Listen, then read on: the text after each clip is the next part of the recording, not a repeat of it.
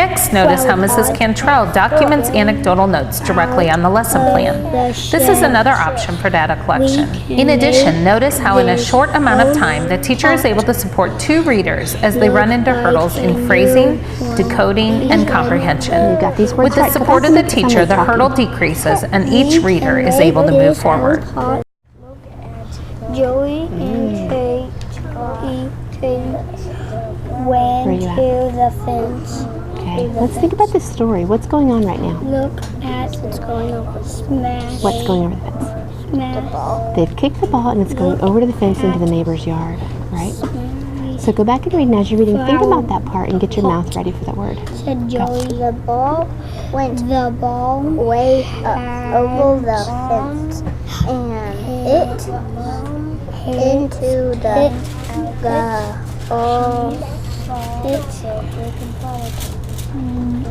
Let's stretch this word out.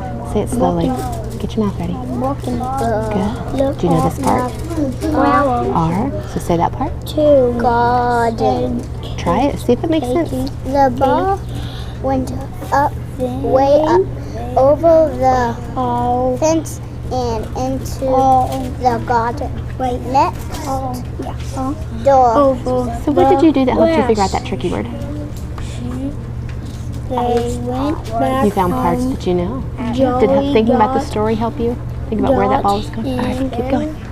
Old flower pot next door. Then out of the shed. We can make this old pot look like a new one. You got these words right. Go back and make it sound like talking.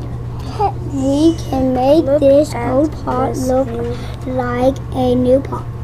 I mean, a new one. Good fix. He said. In the next clip, pay attention to the prompts that Mrs. Rosenbaum uses to help readers progress. In addition, notice how she documents anecdotal notes in a binder organized by reading group.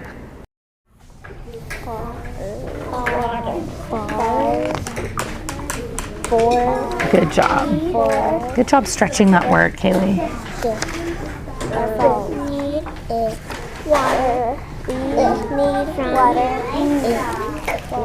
Drinks. Do you see a chunk that you know in that word, that last word there? Do you see a chunk at the end? What is that? Do you remember? Ing. Ing. And what are they doing? Drinking. So what do you think that is? Drinking. Okay, can you go back and reread that? We need water for washing. Good job. We need water for cleaning. Have fun. Oh, let's try that again. Can you look through that word and try and stretch that word?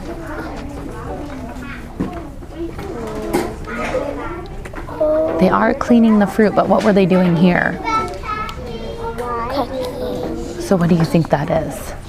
Cooking. Okay, so can you go back and read again? Need water for cooking. Try it again. Need water for Good. Oh, that's a tricky one. Can you get your mouth ready for the beginning of that word? Do you remember what I told you to do if you came to a tricky word? Just read ahead. Read ahead. Go ahead and skip it. And then you can go back. Need water. So what could it say with the G before plants? Let's look. We need water for plants. What would make sense there? We need water for G.